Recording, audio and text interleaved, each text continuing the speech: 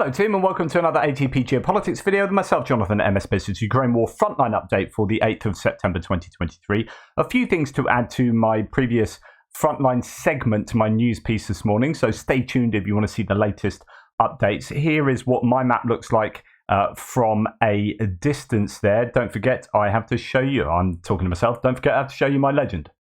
So that's if you want to know what is what on the map and what each of the coloured lines represent. Please pause the video to check that out. Right, let's go to the northeast sector. We're going to go up to the Kupiansk, to Svatovo, to Kremina front line, where, according to Andrew Perpetua, there is some gains for the Russians in that area. But that is, as I said this morning, a catch-up. So that's nothing in the last 24 hours, just a rejig to his mapping. Well, not a rejig. It was an attack by the Russians, but it didn't take place in the last 24 hours. He's just a bit slow on that. In fact, the other way round, according to no reports, says area under Russian control after the initial offensive has decreased 1 square kilometre. Not sure about that. So it's definitely tough fighting around Novaya That is true. Now, he says geolocated footage shows Russian tank column getting destroyed, losing at least 3 pieces in that particular attack near Novaya. And we know that just previously in the last week, 6 pieces of equipment, possibly 6 tanks were taken out in that area as well, Russian tanks. So the Russians have lost a lot, even though they might be getting something of a tiny bit of momentum in the area. They are fighting back there. It is coming at quite a cost to them. This is the second failed attack in a week, he says no reports, and is indeed referring to, I think, that previous attack there. So anyway, that's what's happening in that sector. We're going to go now a little bit to the south. We're going to bypass Kremina area, the Torska area there, where there is still activity, but just not an awful lot of change to report to you. Andrew Perpetua stated or changed his mapping to suggest that the Ukrainians had some success in the Serebyansky forest area near the Siversky Donetsk River as it meanders around in the south of the forest there. The Ukrainians have been pushing back here, where the Russians had some initiative and had been taking territory off the Ukrainians. And Syriac Maps, a pro-Russian mapper, indicated by the red line here, seems to be much more charitable to the Russians in this area. But Andrew Perpetua did say, and he was quite adamant about this, like, I don't normally change. I'm quite conservative in changing my map in the Serebyansky forest, but I am changing it to benefit the Ukrainians because I'm certain of the shelling that's been going on there. That was a few days back, and Syriac Maps hasn't caught up with that. So that's why I don't know why there is a disparity, but I'm confident that the Ukrainians have been fighting hard. I mean, it's tough in the Serebyansky forest, really tough fighting there, but I'm pretty sure the Ukrainians are having some more success there than they have had previously. Okay, we're going to come down to Bakhmut. There has been some activity in the north of Bakhmut, but no changes to the mapping there. It's all about the south. So what do we learn from this morning, and what else is there to add on to that? Well, we'll go through the sources. As you can see, the light blue Andrew Perpetua shows some gains in right to the north here.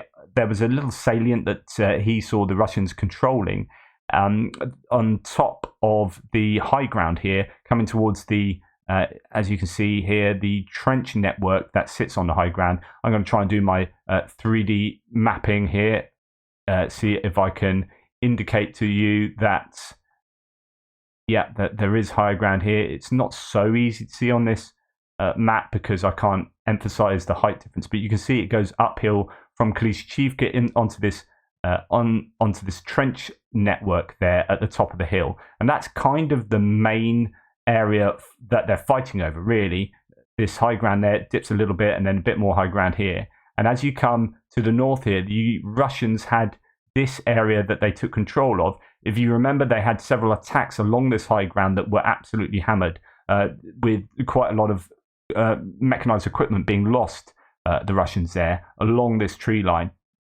Anyway, they did seem to take control of that, and that has now subsequently been lost back, liberated by the Ukrainians. So that is the change to that area. And then now Syriac Maps is saying, yep, this northern area is the Ukrainians have pushed the Russians out more. I mean, not quite as much as what Andrew Perpetua would say, but this is control, and Andrew Perpetua say this is grey zone.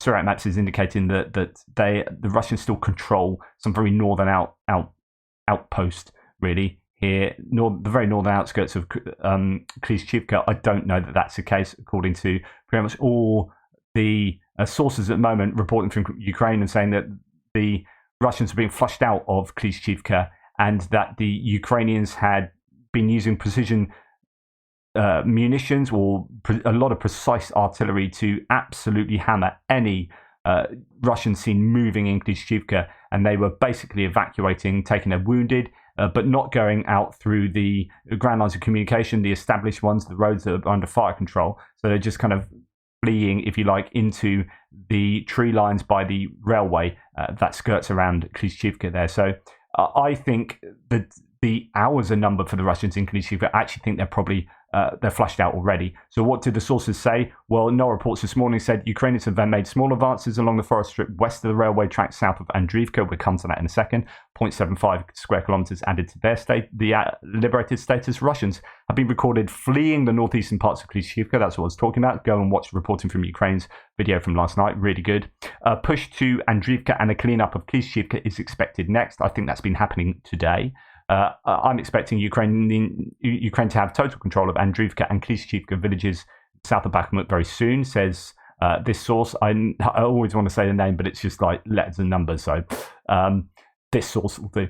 Anyway, Syriac maps here admitting that, yeah, they are having a tough time. The Russians in Klishchiivka, they're being pushed out to the north and towards the south, towards Andriivka, or actually that's south of Andriivka, and we'll come to that in a second. The Russians have been slowly withdrawing and all being pushed across the railway in that case there. Now, here is a report from Maxim Zhorin, Deputy Commander of the 3rd Assault Brigade from Bakhmut Klishchiivka area. Quote, there are only about 1.5 streets left in Klishchiivka that Russian troops are trying to control, but they're having a hard time doing so. This is the situation along the entire Klishchiivka Andriivka Kurdyumivka line. The enemy is constantly rolling back a little bit, creating positions on the move and trying to gain a foothold. It should be understood that they are no longer called settlements at all. There's almost nothing left of them. Sometimes it is even difficult to guess where the border between the houses used to be. It's all just a mess of ruins. And that was earlier today. That was probably about 5 hours ago that came out, and when he actually said that, it could have been earlier than that. So I think since then it's even worse for the Russians. Ukraine is advancing and circling Andriivka, according to Global War Monitor, from 3 sides. 0.8 square kilometers has been added to the liberated status there. So we look at Andriivka there, it's just to the north. We'll go back to my map to see that. So Andriivka here, just suggesting that eating into the grey zone, the Ukrainians are gaining more and more control surrounding Andriivka, indeed, there. And Rebar claims that Ukraine has entered the village of Andriivka, so not just a case of surrounding it, but the Russian source here, very pro-Russian source, saying that there is fighting in Andriivka. And War Monitor here saying Ukrainian forces have made more advances in the area of Klishchiivka in counterattack actions. And then just after that saying, or before saying, Ukrainian forces have liberated Kurdyumivka and Andriivka, according to unconfirmed reports. Now, I wouldn't believe that at all. So I believe Andriivka could be liberated within a day. I mean, it is a tiny place. That would be pretty plausible. But Kurdyumivka is a very different kettle of fish, and it is not that they have Kurdyumivka surrounded, the Ukrainians, as much as Andriivka. So I'd say that's somewhat unlikely. And sometimes we hear this. We heard this about, Novodonetsk, Novoprokopivka even. It's been liberated, and actually, no, they're just on the outskirts having a big old fight about it. So I doubt that's true, but it could be that the Russians have been routed. I don't know. I'd say that's a low probability claim for there, but higher probability claim for Andriivka. Suret Maps here has the Ukrainians pushing the Russians back, and Andrew Perpetua has that as well, but is slightly less charitable to the Russians outside Kurdyumivka. Now, this is about pushing the Russians back behind the railway line here to the tree line to the east of that defensive barrier, which is significant, and that will allow them to flank Kurdyumivka more successfully and get across the railway line in order to, it's basically a breakthrough of their defences. This is, treat it like a trench. I mean, there are dugouts on both sides of the railway track, but particularly on the eastern side, and this is an embankment, so that allows quite a lot of defensive capability for the Russians as they sit behind that railway line. So anyway, that's the situation in the Bakhmut area. I don't think there's anything else to add to that. Yeah, so you'll hear sort of rumours about Andriivka and Kurdyamivka. I think they will fall. I think all of these are connected. Once Klishchiivka goes, it's all about the railway line. Once the railway line is breached, it's just a matter of time before these all fall and the Russians pull back to this road there. So don't be surprised if the next few days would see quite a lot of success for the Ukrainians. I don't think it can go many other ways. The Russians might want to tenuously hold on, but with precision artillery being used in the area, it's just really difficult for the Russians and difficult for them to supply as well. Some of these places, Kurdyamivka maybe a little more easy, given the canal is there, you've got the railway line, and yeah. So anyway, we'll move down south to Avdiivka now, and there is quite a lot of commentary on and a few claims around Opitny. As you can see, both mappers, Andrew Perpetua in a light blue and Surek Maps in a dark blue, saying that Opitny is the Ukrainians have had some success in pushing the Russians back. Not as much so for Surek Maps. I really think around particularly places like this where artillery is the god of war here, I think that if you're going to do a lot of analysis of artillery shelling, then that's going to be a bit more accurate than relying on the claims of various people in open source and in Surek Maps' case, what the Russian MOD say. So I believe the blue lines here more than the red. It's pretty messy around here. The white lines signified pre-counter-offensive. So the Ukrainians have pushed the Russians back a little bit here. There's been a bit of to and fro in Opitny over the last few months, but certainly, turning up in the news cycles in the last couple of days. So here we have a few sources. Getty saying the armed forces advanced near Opitny in the Avdiivka direction. Ukrainian armed forces advanced near Opitny and approached Donetsk airport, said Deep State. So, if they can get even further and push the Russians back to the airport, that'd be really significant. 2.4 square kilometers liberated in this area, according to Max 23 there. And Global War Monitor saying that actually this is then going on from Opitny. This is later today, claim that an area to the east of Nevelska is liberated. The Russians have pushed back 700 to 900 meters. So coming out from there and coming down to Nevelska here. Now, I actually have that already changed. Andrew Perpetua, this is a glory of having someone again that looks at the shelling. And if the satellite imagery is current and there aren't clouds, then he's going to know where the forces are before you'll get claims like this coming along, right? And as a result, claims like this coming along. As a result, this is correct, but it's about, I would say, 3 days behind Andrew Perpetua's map change, maybe 4 days. I can't remember when that was. I mean, that's this area there. However, no, actually, let's be a bit more charitable, because this is what Andrew Perpetua did, is change the Russian defensive line. Now, of course, there's still going to be the grey zone between the Russians and the Ukrainians. And here, as your Global War Monitor is ostensibly could be saying actually that the Ukrainians have gained ground in the grey zone. So that would be the most charitable. But either way, the Ukrainians are doing well in that area. They're not being pushed back, at least. And then, this is a Surek Map claim about Opitny, that the Ukrainians have recaptured a series of positions adjacent to the town of Opitny.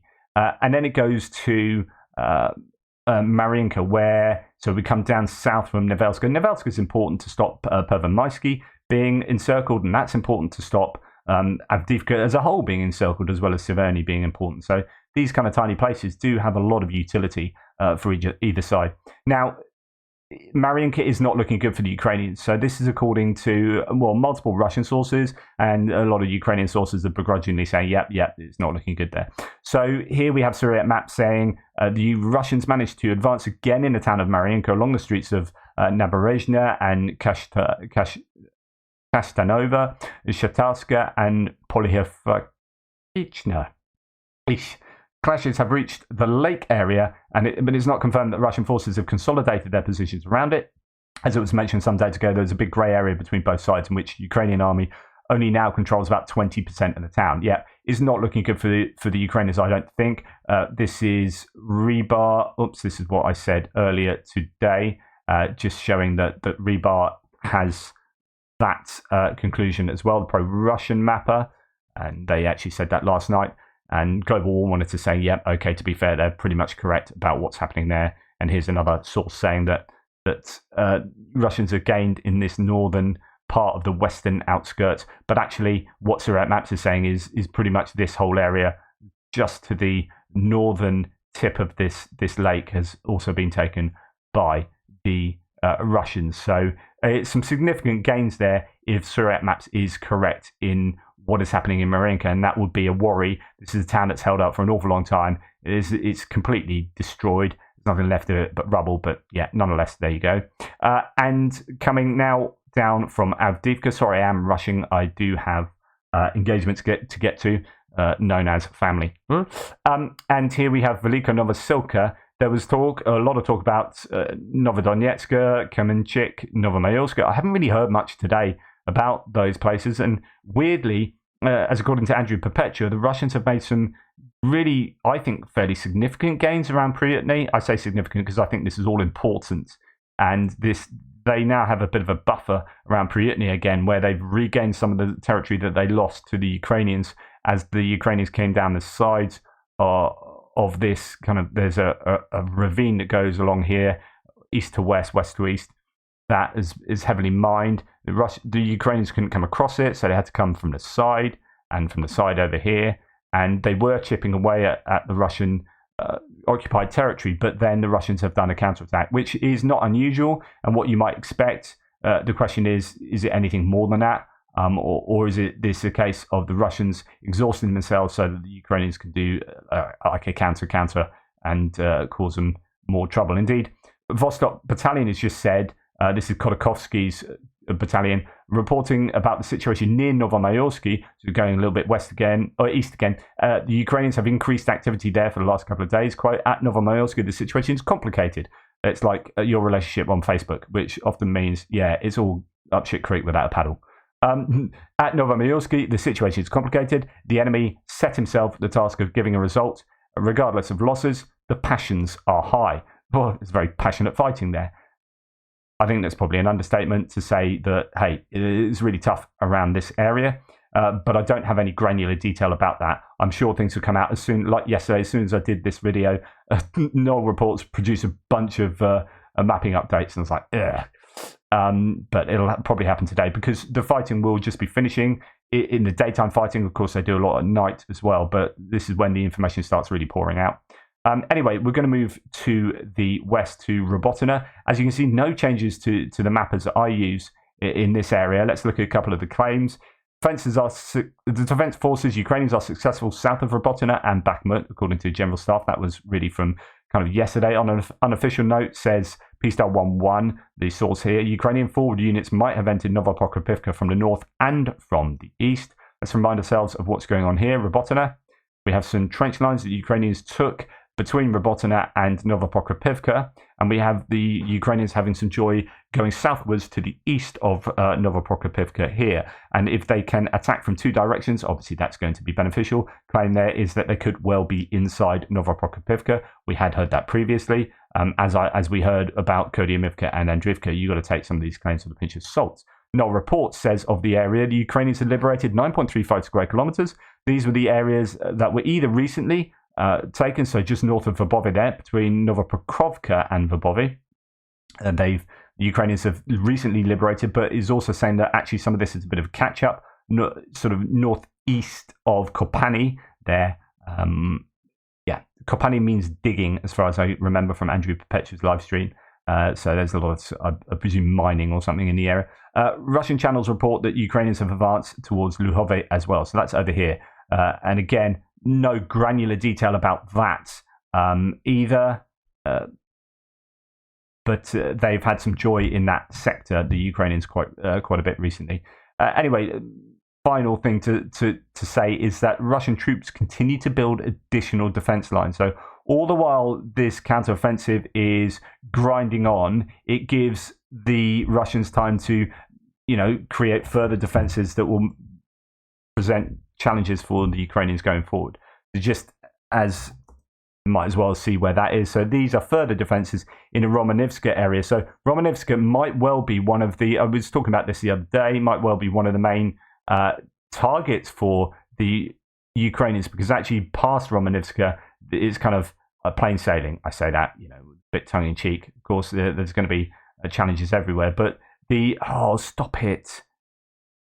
Pressing buttons. Fingers. Right, okay. So here Romanivska, and you've got Verbovy there, so just southeast of there. That could well be one of the main objectives, because once you get past there, you really have broken all the defenses, and you can then, to some ease, I guess, kind of leisurely breaking behind and continue making gains without the challenge of these huge trench lines and massive fields that have been mined. So it's hopefully a case of building up momentum here. Remember, the counter-offensives in Kharkiv and in Kherson didn't start till August last year, and they finished in November. So there's months still to go. We'll see how the Ukrainians get on over the next few days to see whether actually they can build up some momentum in this area, particularly because that if they want to make the most of this counteroffensive time period, they really, I guess, they need to start picking up speed with breaking through into the second and to the third lines of trenches in this area. Anyway, that's me for the Frontline update. Hopefully that was of use. Please like, subscribe, and share. Thank you so much for watching. Really appreciate your support. Toodle pips. I'll speak to you tomorrow.